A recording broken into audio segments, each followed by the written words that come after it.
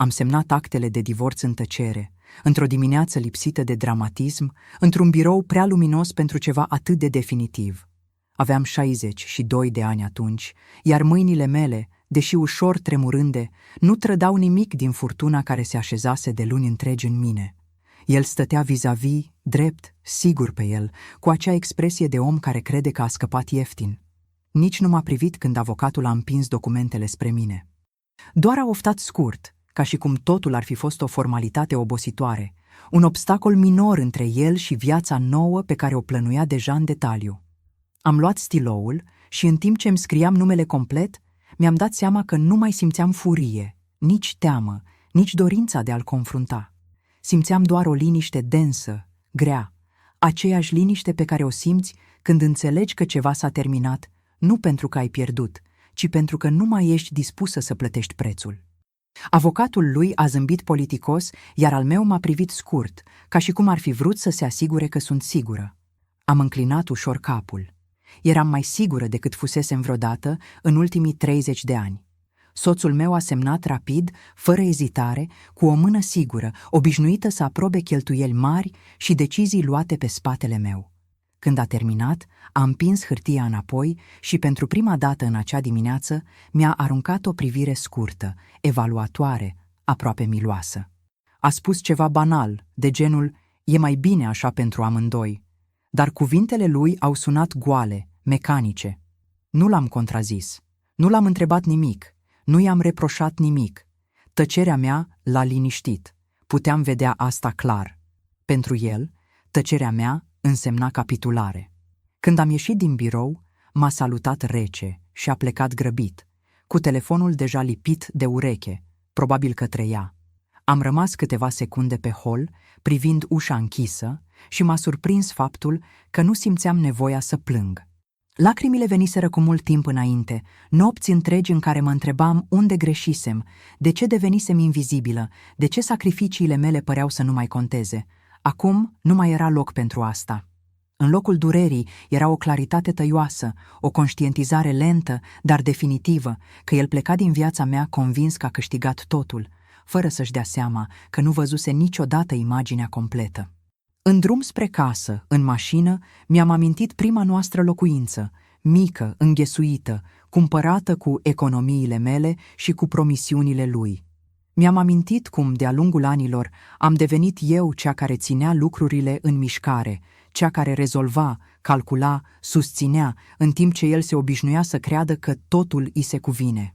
La divorț nu s-a vorbit mult despre bani, pentru că el era convins că știe exact ce urmează să primească și ce urma să piardă. Credea că totul fusese deja împărțit de viață în favoarea lui. Credea că eu sunt femeia obosită care acceptă, la bătrânețe, să fie lăsată pe margine, recunoscătoare pentru ce i s-a dat. Când am ajuns acasă, am pus actele pe masa din bucătărie și am turnat o cafea, deși era deja aproape prânz. Am stat jos, am privit hârtia semnată și mi-am dat seama că acesta fusese doar primul pas, nu finalul. Divorțul, așa cum îl vedea el, era un punct de încheiere.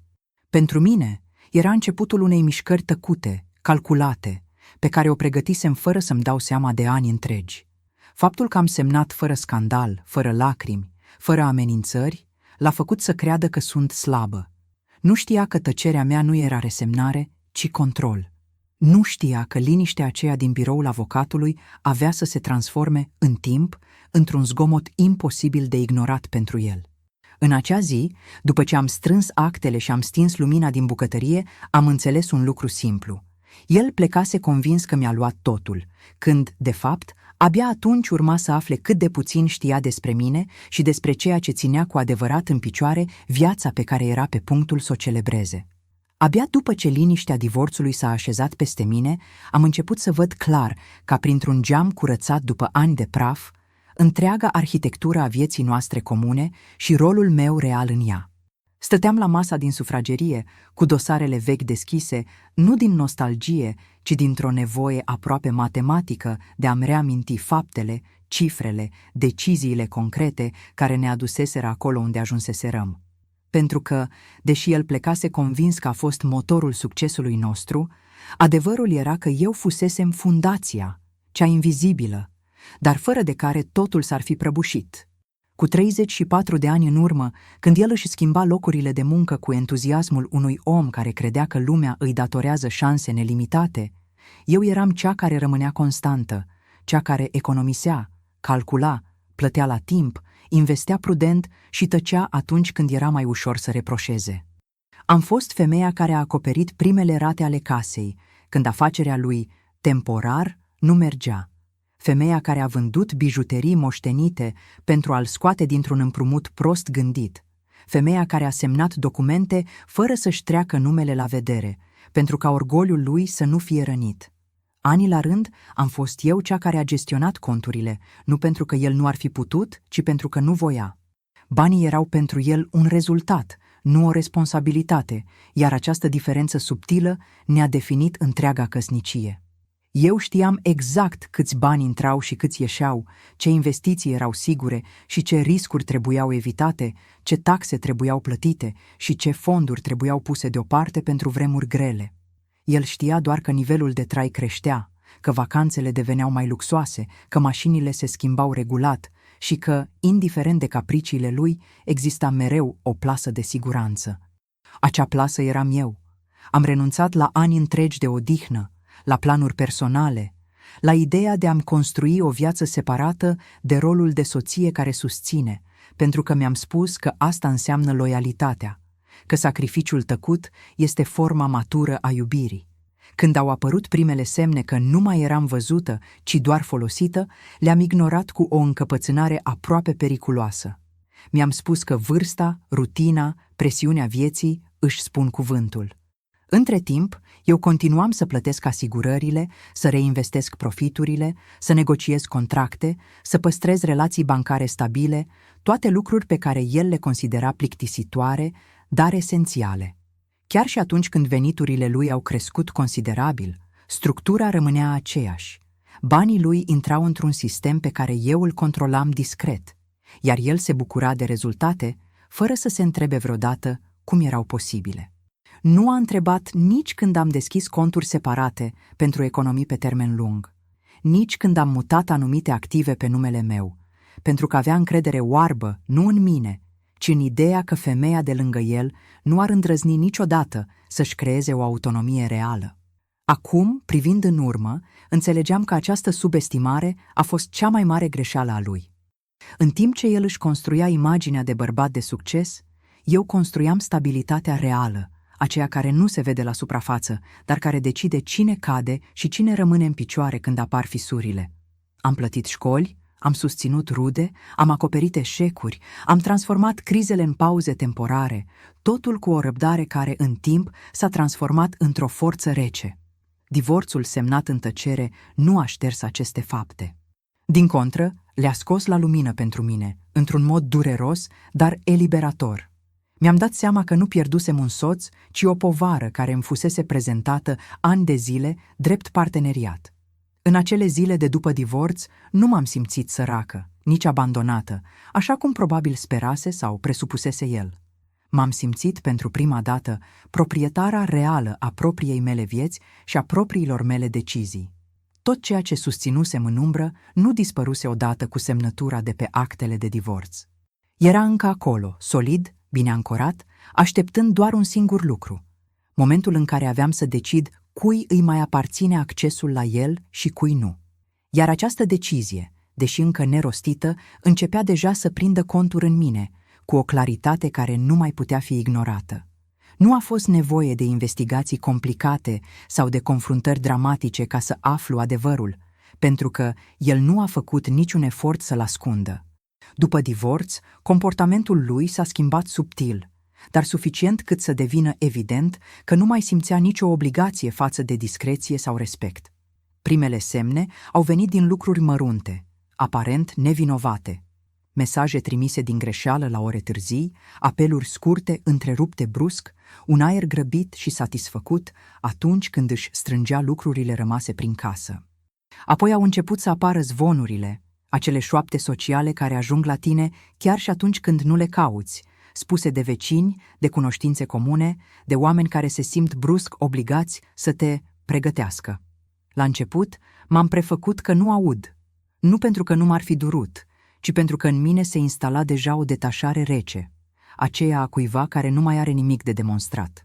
Confirmarea finală a venit într-o după-amiază banală, când o fostă prietenă comună, cu o voce încărcată de o compasiune stângace, mi-a spus că îl văzuse la un restaurant elegant, ținând de mână o femeie mult mai tânără, prezentând-o cu mândrie ca fiind viitoarea lui soție.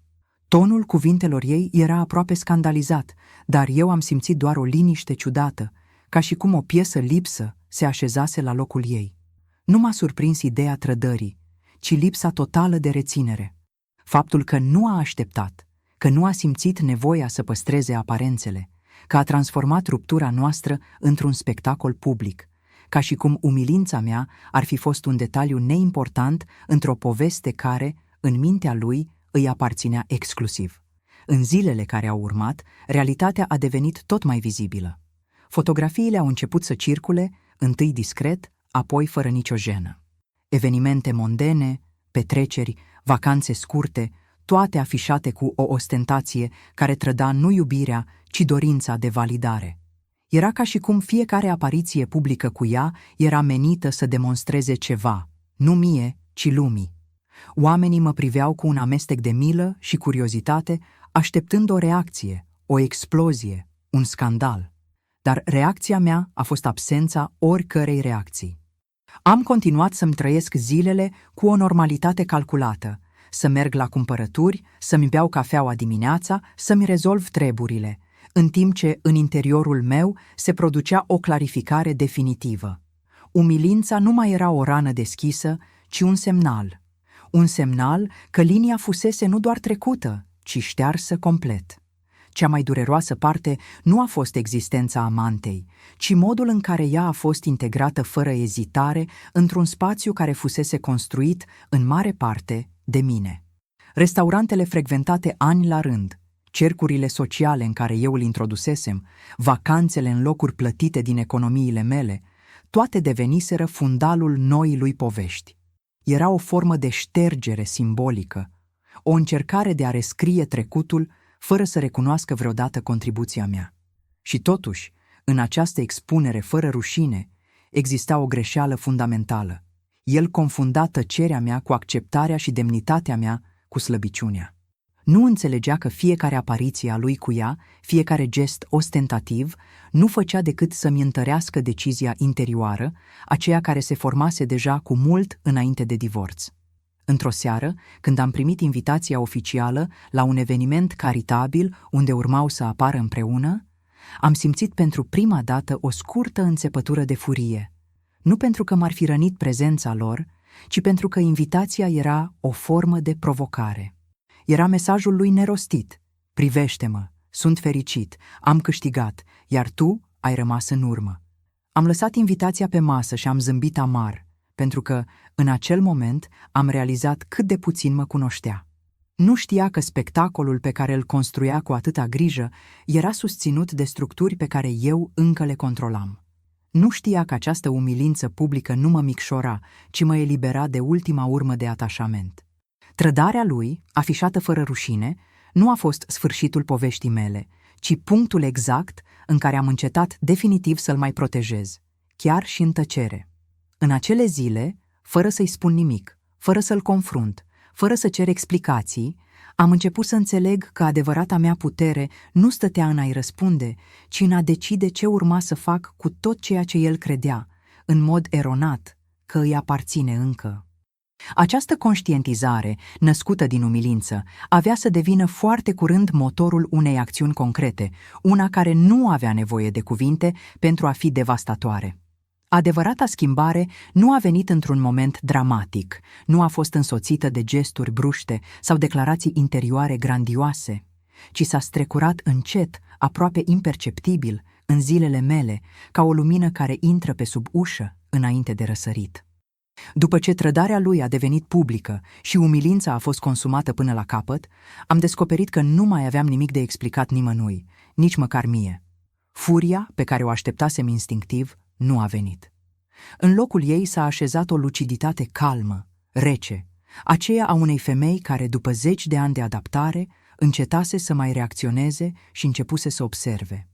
Îmi vedeam fostul soț construind cu entuziasm o nouă viață, făcând planuri zgomotoase, etalând fericirea ca pe un trofeu, în timp ce eu mă retrăgeam deliberat din spectacol, nu pentru a dispărea, ci pentru a-mi recăpăta poziția de control. În acea perioadă, tăcerea mea a devenit un instrument, nu o absență. Nu l-am sunat, nu i-am trimis mesaje, nu am cerut explicații și nu am răspuns provocărilor subtile pe care le lansa prin intermediul cunoscuților comuni. Îl lăsam să creadă că lipsa mea de reacție era dovada unei înfrângeri definitive. În realitate, fiecare zi de liniște îmi oferea spațiul necesar pentru a lega firele unei decizii care nu mai putea fi amânată. Diminețile mele începeau devreme, cu cafeaua băută încet, în timp ce priveam orașul trezindu-se, și se terminau târziu, cu dosare deschise pe masă, nu din obligație, ci dintr-o nevoie profundă de ordine. Îmi reaminteam fiecare detaliu al modului în care viața noastră fusese susținută financiar, fiecare cont, fiecare investiție, fiecare decizie luată în numele stabilității comune. Și înțelegeam că divorțul nu schimbase esența acestor realități, ci doar cadrul legal în care ele existau. Nu m-am simțit răzbunătoare, ci responsabilă. Pentru prima dată, responsabilă exclusiv față de mine. Am realizat că a continua să permit accesul lui la structura pe care o construisem echivala cu o formă de autotrădare. Nu mai era vorba despre el și despre femeia care îi ocupa acum viața, ci despre mine și despre limitele pe care nu le stabilisem niciodată cu adevărat. Decizia nu a venit ca un fulger, ci ca o concluzie logică, inevitabilă. Dacă el alesese să-și rescrie trecutul fără mine, eu aveam dreptul să-mi securizez viitorul fără el. Această gândire, odată acceptată, mi-a adus o pace profundă, aproape neașteptată. Am început să mă desprind emoțional de ideea de a fi corectă după standardele lui sau ale societății. Corectitudinea mea nu mai însemna sacrificiu unilateral. Însemna claritate, însemna limite ferme, însemna să încetez să mai port pe umeri consecințele alegerilor lui. În serile liniștite, când orașul se cufunda în zgomotul său obișnuit, eu simțeam o concentrare aproape solemnă, ca înaintea unei mutări decisive într-o partidă de șah jucată pe termen lung. Fiecare gând era analizat, fiecare posibilă reacție anticipată. Știam că momentul acțiunii trebuia să fie precis, lipsit de dramatism, pentru că adevărata forță stă întotdeauna în ceea ce nu este anunțat. În acele zile am început să mă privesc diferit în oglindă. Nu mai vedeam femeia care fusese soție, sprijin, soluție de rezervă. Vedeam o femeie matură, cu riduri câștigate prin muncă și renunțări, dar cu o privire care nu mai cerea aprobare. Pentru prima dată, nu mă mai defineam prin relația mea cu el, ci prin capacitatea mea de a decide ce urmează. Această schimbare interioară a fost mai profundă decât orice gest exterior, pentru că a mutat centrul de greutate al vieții mele din afară înăuntru. Decizia de a acționa s-a format complet într-o dimineață liniștită, fără semne speciale. Am închis un dosar, am stins lumina din birou și am înțeles că momentul reflecției se încheiase. Nu mai era nevoie de întrebări, de justificări sau de așteptări. Tot ceea ce urma să fac trebuia făcut fără zgomot, fără avertismente, exact așa cum îmi trăisem ani de zile sacrificiile. Diferența era că, de data aceasta, fiecare pas avea să fie în favoarea mea. În acea liniște hotărâtă s-a născut adevărata ruptură, una invizibilă pentru el, dar ireversibilă. Ceea ce urma să se întâmple nu avea să fie o reacție impulsivă la trădare, ci rezultatul unei conștientizări mature, construite cu răbdare, care transforma tăcerea mea dintr-un scut defensiv într-o armă precisă. Când am trecut de la decizie la acțiune, nu am simțit nicio ezitare, pentru că totul fusese deja clarificat în mine cu o precizie aproape clinică. Nu a fost un gest impulsiv, nici o izbucnire târzie de orgoliu rănit, ci aplicarea calmă a unei hotărâri asumate. În dimineața în care am început, orașul era prins într-o rutină obișnuită, iar această normalitate mi-a confirmat că făceam exact ceea ce trebuia. Am intrat în prima bancă fără grabă, cu pași siguri, cunoscând oamenii, procedurile și documentele mai bine decât oricine ar fi bănuit. Ani la rând, fusesem eu cea care întreținuse relațiile financiare, cea care vorbise cu managerii de cont, cea care negociase condiții și restructurări. Acum, aceleași cunoștințe deveneau instrumente de delimitare. Am început cu lucrurile care păreau invizibile pentru el, dar care susțineau tot mecanismul. Accesele comune au fost revizuite, autorizațiile retrase, transferurile automate oprite cu o simplitate care m-a surprins chiar și pe mine. Nimeni nu a pus la îndoială dreptul meu de a face aceste modificări, pentru că documentele vorbeau clar, iar semnăturile mele fuseseră acolo de la început. Fiecare formular completat era o eliberare tăcută, fiecare confirmare primită o validare a faptului că nu îmi imaginam nimic. Nu luam nimic de la el, doar îmi recuperam controlul asupra a ceea ce fusese mereu susținut de mine. În acea zi am trecut prin mai multe instituții. Am vorbit cu oameni care mă cunoșteau de ani de zile și care, fără să pună întrebări indiscrete, au înțeles schimbarea din atitudinea mea. Era o diferență subtilă în felul în care vorbeam, mai fermă, mai directă, lipsită de explicațiile inutile pe care obișnuiam să le dau din politețe. După amiaza, am ajuns la biroul avocatului meu, nu pentru a cere permisiune, ci pentru a confirma că fiecare pas era perfect aliniat legal. Am discutat calm, am revizuit clauze, am anticipat reacții. Nu exista nicio încălcare, nicio zonă gri periculoasă. Divorțul fusese semnat, iar ceea ce făceam acum era administrarea legitimă a resurselor mele. Avocatul m-a privit cu un respect reținut, poate surprins de claritatea mea, poate de lipsa oricărei emoții vizibile. I-am spus că nu doresc confruntări, nu doresc notificări dramatice, nu doresc să transform această etapă într-un spectacol. Totul trebuia să se întâmple exact așa cum se întâmplase și despărțirea noastră, în liniște. Efectele nu au întârziat să apară. În primele zile nu am primit niciun semn de la el, ceea ce m-a făcut să înțeleg că încă nu realizase amploarea schimbării. Era probabil prea prins în pregătirile noii sale vieți, prea sigur pe stabilitatea pe care o considera garantată. Abia când anumite plăți nu au mai fost procesate, când anumite conturi nu au mai răspuns așteptărilor lui, liniștea s-a fisurat. Primul apel a venit târziu, într-o seară, scurt și iritat, sub forma unei întrebări aparent nevinovate despre o eroare temporară. Nu i-am răspuns imediat. Nu din răzbunare, ci pentru că nu mai simțeam urgența de a-l liniști. Când, în cele din urmă i-am răspuns, vocea mea a fost calmă, neutră, informativă. I-am spus că lucrurile au fost reorganizate conform noii realități și că nu este nimic de discutat. Acea conversație, deși scurtă, a marcat un punct de cotitură. Pentru prima dată, el nu mai avea acces direct la ceea ce considera firesc. Pentru prima dată, siguranța lui era condiționată de propriile decizii, nu de structura construită de mine. Am simțit o satisfacție profundă, nu pentru că îl vedeam destabilizat, ci pentru că echilibrul fusese restabilit. Nu mai exista asimetria aceea obositoare în care eu susțineam și el consuma. Acum, fiecare dintre noi era responsabil pentru propriul drum. În zilele următoare, reacțiile lui au devenit mai evidente, deși încă încerca să le mascheze sub un aer de control. Mesaje mai lungi, apeluri ratate, încercări de a obține clarificări prin intermediul altora. Nu am răspuns decât atunci când a fost strict necesar și doar cu informații concise, fără reproșuri, fără explicații emoționale, fără deschideri inutile. Această distanță controlată era esențială, pentru că îmi permitea să rămân în poziția de stabilitate pe care mi-o recâștigasem. Tăierea accesului financiar nu a fost doar un gest practic, ci o declarație de limite, una pe care nu o rostisem niciodată înainte. A fost modul meu de a spune, fără cuvinte, că perioada în care sacrificiul meu era tratat ca un drept câștigat se încheiase definitiv. În acea etapă, nu știam încă până unde aveau să ajungă consecințele, dar eram pregătită. Pentru că, odată ce ai făcut primul pas real spre libertate, nu mai există cale de întoarcere.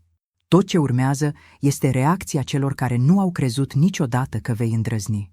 După ce accesul financiar a fost tăiat, viața lui a continuat, la suprafață, ca și cum nimic esențial nu s-ar fi schimbat. Iar acest lucru m-a confirmat încă o dată cât de mult se baza pe aparențe, Pregătirile pentru nunta lui au devenit rapid subiect public, discutate cu o mândrie care friza ostentația. Nu era o ceremonie discretă, nici un nou început trăit cu modestie, ci un eveniment gândit să impresioneze, să confirme statut, să transmită mesajul că el nu doar că merge mai departe, ci o face la un nivel mai înalt decât înainte. Am aflat detaliile fără să le caut, pentru că lumea vorbește întotdeauna atunci când simte că participă la ceva mare. Suma investită, locația exclusivistă, furnizorii aleși, lista invitaților atent curată, toate acestea erau prezentate ca dovezi ale unei reușite personale, ale unei vieți reconstruite fără umbre. În mod ironic, tocmai această desfășurare de forță trăda fragilitatea din spatele ei. Îl vedeam prin intermediul poveștilor spuse de alții, alergând între întâlniri, negociind, promițând, semnând contracte cu o siguranță care nu îi fusese niciodată caracteristică atunci când era vorba de detalii. Se baza pe inerția unui sistem care, în mintea lui, funcționa încă după vechile reguli. Nu părea să înțeleagă că tăcerea mea și lipsa mea de reacție nu însemnau continuitate, ci separare definitivă. Femeia de lângă el, tânără, entuziastă, absorbită de ideea unui basm modern, părea să creadă cu sinceritate în imaginea pe care el o proiecta. Pentru ea, luxul, planificarea minuțioasă și atenția publică erau semnele unui viitor sigur, nu indicii ale unei structuri care începea deja să scârțâie. Am primit invitația oficială într-o după-amiază calmă, într-un plic elegant, cu numele meu scris corect, fără greșeli, fără familiarități. A fost un gest calculat, nu unul de politețe reală. Era dovada supremă că dorea să mă aibă ca martor, să-mi confirme, indirect, că totul mergea conform planului lui. Am privit invitația fără emoție, conștientă că prezența mea sau absența mea nu mai schimba nimic în dinamica reală a lucrurilor. Nunta lui nu era despre iubire sau începuturi, ci despre validare și demonstrație, iar eu nu mai aveam niciun rol în acest scenariu. Pe măsură ce data evenimentului se apropia, detaliile deveneau tot mai extravagante. Se vorbea despre un buget de sute de mii de dolari, despre muzică live aleasă special pentru a impresiona, despre decoruri spectaculoase și o listă de invitați menită să confirme ascensiunea socială a cuplului. Totul era construit ca un spectacol fără fisuri, o poveste atent regizată în care trecutul trebuia să fie complet șters. Și totuși, în spatele acestui decor, existau tensiuni pe care puțini le observau. Întârzieri inexplicabile, plăți reprogramate, discuții tensionate cu furnizori, toate acestea erau puse pe seama organizării complexe, fără ca cineva să pună întrebările incomode. Eu priveam această desfășurare de la distanță, cu o detașare care nu era lipsită de luciditate. Nu simțeam invidie, nici dorința de a interveni. Simțeam doar confirmarea faptului că decizia mea fusese corectă. Cu cât spectacolul devenea mai grandios, cu atât era mai evident că el nu își recalculase cu adevărat realitatea. Își construia viitorul pe fundația unei stabilități care nu îi mai aparținea în totalitate, convins că lucrurile se vor așeza de la sine, așa cum se așezaseră întotdeauna. Era obișnuit ca problemele să fie rezolvate înainte să le observe, iar această obișnuință îl făcea periculos de relaxat. În serile liniștite, când mă gândeam la ziua nunții care se apropia, nu simțeam anticiparea unei confruntări, ci curiozitatea calmă a cuiva care știe că adevărul nu poate fi ascuns la nesfârșit. Nu planificam nimic, nu așteptam nimic, nu îmi doream nimic de la acel eveniment. Știam doar că, odată ce ai construit o iluzie suficient de mare, momentul în care aceasta se clatină devine inevitabil.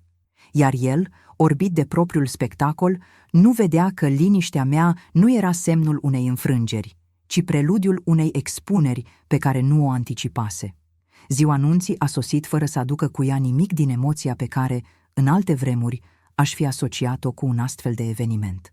Pentru mine a fost o zi obișnuită, una în care m-am trezit de vreme, mi-am urmat rutina și mi-am băut cafeaua în liniște, cu o claritate interioară care nu mai lăsa loc niciunei neliniști. Știam că, în același timp, într-un loc ales cu grijă pentru a impresiona, se construia decorul unei victorii pe care el o considera definitivă. Totul fusese planificat până la ultimul detaliu, locația exclusivistă, florile aduse special, mesele aranjate cu o precizie aproape teatrală, invitații atent selectați pentru a reflecta succes, influență și statut. Era genul de eveniment despre care oamenii urmau să vorbească mult timp, nu pentru profunzimea lui, ci pentru dimensiune. Am aflat ulterior că ceremonia a început exact așa cum fusese imaginată. Soarele cădea într-un unghi perfect, muzica aleasă curgea lin, iar invitații erau deja pregătiți să asiste la ceea ce trebuia să fie confirmarea publică a unei noi vieți. El pășea sigur, cu acel aer de bărbat care crede că a lăsat în urmă orice obstacol, iar femeia de lângă el zâmbea cu încrederea cuiva care nu a cunoscut niciodată fragilitatea reală a fundației pe care stătea. Nimic nu trăda, la suprafață, tensiunile acumulate în ultimele săptămâni. Aparatele foto capturau fiecare gest, fiecare privire, fiecare detaliu, menit să transmită ideea de abundență și control. Și totuși, chiar în mijlocul acestui spectacol, exact în momentul în care atmosfera atinsese punctul maxim de autosuficiență, ceva s-a schimbat. Nu brusc, nu violent, ci suficient de clar pentru a fi imposibil de ignorat. Muzica, care până atunci umpluse spațiul cu promisiuni artificiale, s-a oprit. Nu a fost o pauză artistică, nici o tranziție planificată. A fost o tăcere reală, grea, una dintre acele tăceri care atrag atenția imediat pentru că nu au fost prevăzute. Invitații au început să se privească între ei, inițial amuzați, apoi ușor confuzi. Organizatorii au schimbat priviri rapide, încercând să înțeleagă ce se întâmplă. Secundele au trecut, iar liniștea a devenit stânjenitoare. În acea pauză neprogramată, tot decorul a părut pentru prima dată fragil. Zâmbetele s-au rigidizat, șoaptele au început să circule, iar atenția, care până atunci fusese dispersată, s-a concentrat într-un punct invizibil, așteptând o explicație. El a rămas nemișcat pentru câteva clipe, convins probabil că era vorba despre o eroare tehnică minoră, ceva ce urma să fie rezolvat imediat. Dar pe măsură ce tăcerea se prelungea, siguranța lui a început să se fisureze. Nu era obișnuit cu situațiile care scapă de sub control în public. Întotdeauna existase cineva care intervenea înainte ca lucrurile să devină inconfortabile. Ceea ce invitații nu știau atunci, dar aveau să simtă curând, era că oprirea muzicii nu era doar o problemă tehnică, ci începutul unei schimbări de atmosferă mult mai profunde. Organizatorii au încercat să câștige timp, să liniștească spiritele, dar energia evenimentului se modificase deja. Dintr-o celebrare sigură de sine, nunta devenise un spațiu de așteptare tensionată. Femeia de lângă el a încercat să-și păstreze zâmbetul, dar privirea ei trăda o nesiguranță pe care nu o mai simțise până atunci. Pentru prima dată, ceva nu mergea conform planului, iar nimeni nu părea să aibă o explicație clară. În acel moment, fără anunțuri, fără introduceri ceremoniale, un bărbat necunoscut majorității invitaților a apărut în perimetru. Nu era îmbrăcat ostentativ, nu căuta atenția, dar prezența lui a fost suficientă pentru a schimba dinamica spațiului. Nu era un invitat rătăcit și nici un membru al personalului. Se mișca cu siguranța cuiva care știa exact de ce se află acolo. Câțiva dintre organizatori au încercat să se apropie, dar s-au oprit, ca și cum ar fi primit o informație care i-a făcut să ezite. Privirea lui s-a îndreptat direct spre Mire, fără ostilitate, dar și fără respectul protocolar care domina până atunci evenimentul. Tăcerea s-a adâncit. Invitații au început să simtă că asistă la ceva ce nu făcea parte din scenariu, ceva real, necontrolat. Eu nu eram acolo, dar știam, cu o certitudine liniștită, că exact acest tip de moment urma să apară atunci când iluzia întâlnește realitatea. Muzica nu se oprise întâmplător, iar prezența acelui bărbat nu era o coincidență. Era începutul unei expuneri care nu avea nevoie de dramatism excesiv pentru a produce panică. Uneori, este suficient ca adevărul să pășească într-o încăpere plină de minciuni pentru ca totul să se clatine. Iar în acea zi, în mijlocul unei nunți de sute de mii de dolari, exact asta urma să se întâmple. Bărbatul care apăruse în mijlocul acelei tăceri nenaturale nu a ridicat vocea și nu a făcut niciun gest dramatic, iar tocmai această lipsă de spectacol a fost cea care a creat neliniștea adevărată. A vorbit calm, suficient de tare cât să fie auzit de cei aflați în apropiere, iar organizatorii, paralizați de o autoritate pe care nu o puteau contesta pe loc, nu au mai intervenit. Mirele l-a privit inițial cu iritare, apoi cu o expresie de recunoaștere confuză, ca și cum încerca să-și amintească unde îl mai văzuse. În câteva secunde, acea iritare s-a transformat într-o rigiditate vizibilă, pentru că memoria îi făcuse legătura corectă. Nu era un străin oarecare, ci cineva asociat direct cu partea de viață pe care el crezuse că o lăsase definitiv în urmă, cineva din lumea documentelor, a contractelor, a realităților care nu pot fi cosmetizate. Fără introduceri inutile, bărbatul a spus exact ceea ce trebuia spus și nimic mai mult. A menționat clar că anumite obligații financiare nu fuseseră îndeplinite, că anumite garanții nu mai erau valabile și că evenimentul în desfășurare se afla într-o situație delicată din punct de vedere contractual. Nu a acuzat, nu a ridiculizat, nu a dramatizat. A enunțat fapte, cuvinte simple, precise, care au căzut în mijlocul ceremoniei ca niște pietre grele într-o apă liniștită. Invitații au început să șoptească, inițial neîncrezători, apoi tot mai atenți, pe măsură ce își dădeau seama că nu asistau la o neînțelegere minoră, ci la o problemă reală, cu implicații imediate. Fața mirelui s-a schimbat vizibil. Siguranța afișată până atunci s-a destrămat sub ochii tuturor, lăsând loc unei tensiuni greu de mascat. A încercat să răspundă, să câștige timp, să sugereze că este vorba despre o eroare care va fi rezolvată rapid, dar vocea lui nu mai avea aceeași autoritate. Femeia de lângă el l-a privit pentru prima dată cu o expresie care nu mai era admirativă, ci nelămurită, chiar speriată. Pentru ea, acel moment a fost începutul unei realizări dureroase. Stabilitatea pe care o crezuse garantată se clătina în public, iar bărbatul pe care l alesese nu mai părea stăpân pe situație. Bărbatul misterios a continuat, cu aceeași calmă fermitate, explicând că anumite fonduri fuseseră retrase legal, că accesul la ele nu mai exista și că, în absența unei soluții imediate, procedurile urmau să fie suspendate. Cuvântul suspendate a fost cel care a declanșat adevărata panică. Nu pentru că ar fi fost dramatic în sine, ci pentru că era imposibil de interpretat altfel. Muzica nu se oprise din greșeală. Se oprise pentru că cineva, în mod deliberat și perfect legal, decisese că spectacolul nu mai putea continua în aceleași condiții. În acel punct, invitații nu mai priveau scena ca pe un incident izolat, ci ca pe o fisură majoră într-o poveste atent construită. Priviri schimbate rapid, telefoane scoase discret, încercări stângace de a înțelege ce se întâmplă cu adevărat. Unii au început să se retragă ușor, invocând motive neclare, alții au rămas fascinați de prăbușirea lentă a unei imagini de succes.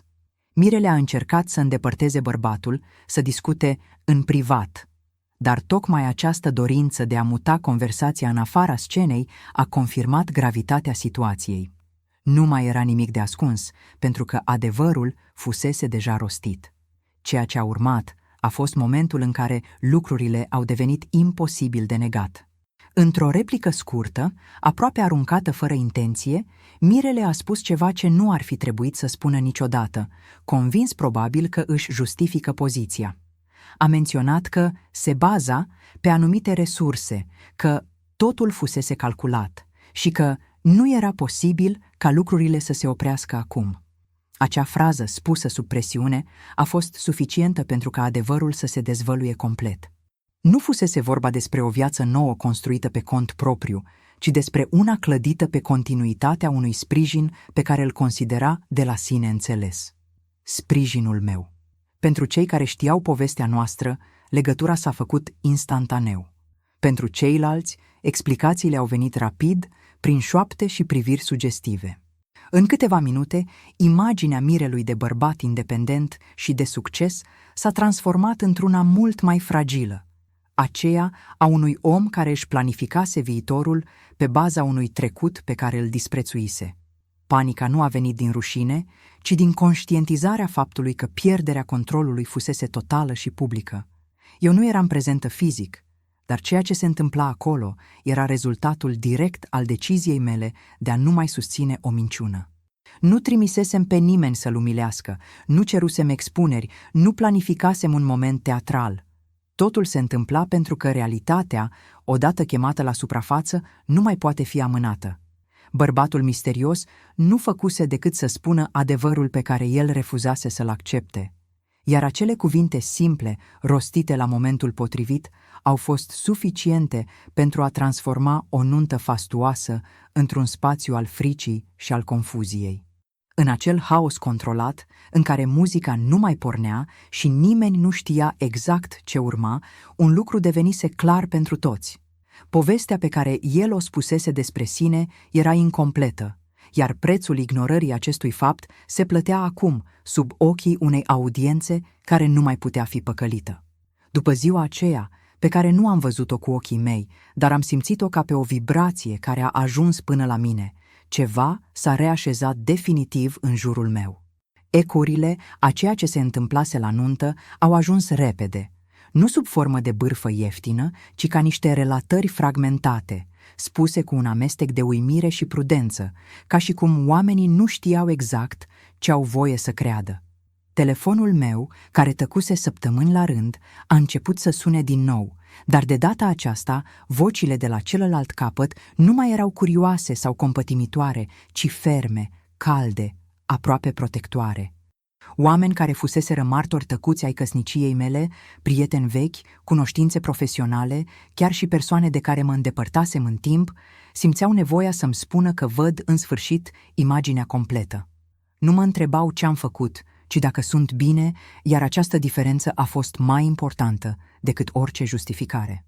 Un avocat cu care lucrasem în trecut, fără legătură directă cu divorțul, m-a sunat într-o după-amiază și mi-a spus, fără ocolișuri, că ceea ce făcusem fusese corect, nu doar moral, ci și juridic. Mi-a explicat calm cum, din exterior, situația devenise limpede pentru oricine era dispus să privească dincolo de aparențe. Un prieten vechi, care îl admirase cândva pe fostul meu soț pentru siguranța și succesul lui, mi-a mărturisit cu o sinceritate dureroasă că abia acum își dădea seama cât de mult fusese construit totul pe umerii mei. O vecină, o femeie de vârsta mea, mi-a spus că povestea mea îi dăduse curaj să pună limite într-o relație în care se simțea de ani buni consumată. Fără să-mi dau seama, tăcerea mea de până atunci devenise o formă de recunoaștere colectivă. Cel mai important dintre aceste contacte a venit dintr-un loc neașteptat. Bărbatul care apăruse la nuntă, acel mesager al realității, m-a contactat prin intermediul avocatului meu. Nu pentru a se justifica, nu pentru a dramatiza, ci pentru a clarifica cu o politețe sobră că nu acționase din ostilitate personală, ci din obligație profesională.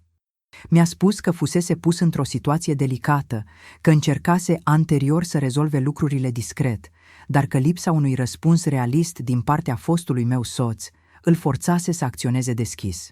În vocea lui nu era satisfacție, ci o formă de respect tăcut, ca și cum ar fi recunoscut că, în sfârșit, cineva pusese ordine într-un haos care fusese tolerat prea mult timp.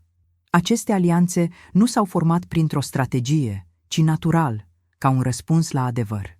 Pentru prima dată nu mai eram femeia care explică, care se apără, care justifică decizii luate în intimitate. Eram femeia a cărei versiune devenea credibilă tocmai pentru că nu fusese strigată. Sprijinul nu a venit sub forma promisiunilor goale, ci a prezenței constante, a disponibilității de a fi martor, de a confirma, de a nu mai permite rescrierea poveștii. Faptul că nu mai eram singură nu însemna că aveam nevoie de protecție, ci că nu mai eram izolată într-o narațiune falsă. Între timp, încercările lui de a recâștiga controlul deveniseră tot mai evidente și mai disperate. Mesaje indirecte, insinuări prin intermediari, tentative de a-mi pune la îndoială luciditatea. Toate acestea erau acum întâmpinate nu doar de tăcerea mea, ci de o rețea de oameni care vedeau clar jocul. Gaslighting-ul care funcționase ani de zile nu mai avea efect atunci când era expus la lumină. Orice încercare de a mă prezenta drept confuză, instabilă sau răzbunătoare se lovea de fapte, documente și de mărturii tăcute ale celor care știau adevărul de mult timp, dar nu îl rostiseră. În acest nou echilibru am simțit pentru prima dată forța reală a solidarității mature, aceea care nu are nevoie de zgomot pentru a fi eficientă. Nu eram aclamată, nu eram ridicată pe un piedestal, dar nici nu mai eram pusă la îndoială. Exista o liniște diferită în jurul meu, una care nu mai era defensivă, ci stabilă. Știam că, dacă va urma o confruntare deschisă, nu va fi una inegală. Nu pentru că aș fi căutat răzbunarea, ci pentru că adevărul, odată recunoscut de mai mulți, devine imposibil de distorsionat. Această etapă a fost esențială, pentru că m-a pregătit pentru ceea ce urma. Am înțeles că nu mai este suficient să te retragi și să tai legături. Uneori, pentru ca o poveste să se încheie corect, este nevoie ca lucrurile să fie spuse până la capăt, într-un cadru în care nimeni nu se mai poate ascunde. Aliații care apăruseră nu mă împingeau spre luptă, dar îmi ofereau siguranța că, dacă va fi nevoie să stau drept în fața unei ultime încercări de manipulare, nu o voi face singură. Iar această certitudine, mai mult decât orice altceva, m-a făcut să înțeleg că adevărata mea victorie nu era prăbușirea lui publică, ci faptul că nu mai putea controla realitatea în care trăiam. Momentul confruntării finale nu a venit sub forma unui scandal public spectaculos, așa cum poate s-ar fi așteptat cei care priveau povestea din exterior, ci ca o succesiune de pași formali, inevitabili, care au condus spre un punct din care nu mai exista cale de întoarcere. După haosul de la nuntă și după zilele în care ecourile acelui eșec public au continuat să se propage, fostul meu soț a înțeles, în cele din urmă, că tăcerea mea nu mai putea fi interpretată ca pasivitate. A urmat ceea ce anticipasem: încercarea lui de a recâștiga controlul prin mijloacele pe care le stăpânise întotdeauna cel mai bine, presiunea socială, amenințarea voalată și apelul la o autoritate legală pe care o considera favorabilă lui. Prima notificare oficială a venit într-o dimineață aparent banală, sub forma unei scrisori redactate într-un limbaj rece, impersonal, în care se sugera că anumite decizii financiare luate de mine ar fi fost disproporționate și glipsite de bună credință. Nu era o acuzație directă, ci o încercare de intimidare, o invitație mascată la a reveni asupra pașilor făcuți. Am citit documentul fără grabă, cu aceeași claritate cu care citisem actele de divorț și nu am simțit nicio tresărire. Știam că acesta era jocul final, ultima încercare de a mă împinge în poziția femeii care cedează pentru a evita conflictul. Diferența era că nu mai eram acea femeie. Întâlnirea oficială care a urmat a avut loc într-un cadru sobru, cu avocați de ambele părți și cu o atmosferă încărcată de tensiuni nerostite. El a intrat în sală cu o siguranță forțată, atent construită, dar suficient de fragilă încât să se simtă fisura de sub ea. Pentru prima dată după mulți ani, nu m-a privit de sus și nici nu a încercat să mă intimideze prin tăcere. A ales o altă strategie: victimizarea. A vorbit despre confuzie, despre presiune, despre faptul că nu se așteptase la o asemenea reacție din partea mea. A sugerat, fără să spună explicit, că vârsta mea ar fi putut influența deciziile luate, că emoțiile ar fi fost prea puternice pentru o evaluare lucidă. Era o încercare veche, una care funcționase ani la rând, dar care, în acel context, a sunat gol. Când a venit rândul meu să vorbesc, nu am ridicat vocea și nu am încercat să conving pe nimeni prin emoție. Am prezentat faptele, una câte una, cu o claritate care nu lăsa loc de interpretări.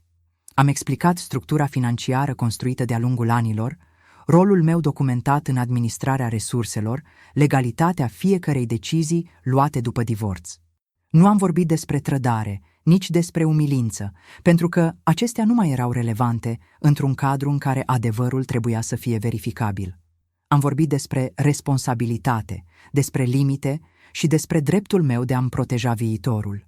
În timp ce vorbeam, am simțit pentru prima dată că trecutul nu mai avea putere asupra mea. Nu mai trebuia să demonstrez cine am fost, ci doar să arăt cine sunt acum. Avocații lui au încercat să intervină, să creeze zone gri, să sugereze interpretări alternative, dar fiecare tentativă se lovea de documente clare și de o logică simplă, imposibil de combătut. În acea sală, fără spectatori și fără aplauze, s-a consumat adevărata bătălie. Nu a fost una zgomotoasă, ci una a consecințelor. Fostul meu soț a realizat treptat că nu mai poate controla narațiunea, că nu mai poate muta vina sau rescrie faptele. Pentru prima dată, nu se mai afla în fața unei femei care încearcă să salveze ceva, ci în fața unei femei care închisese definitiv capitolul compromisului. Decizia finală nu a venit ca o surpriză pentru mine. A confirmat ceea ce știam deja, că fiecare pas fusese legal, justificat și proporțional. Încercările lui de a mă constrânge au fost respinse, iar cadrul stabilit a devenit ireversibil.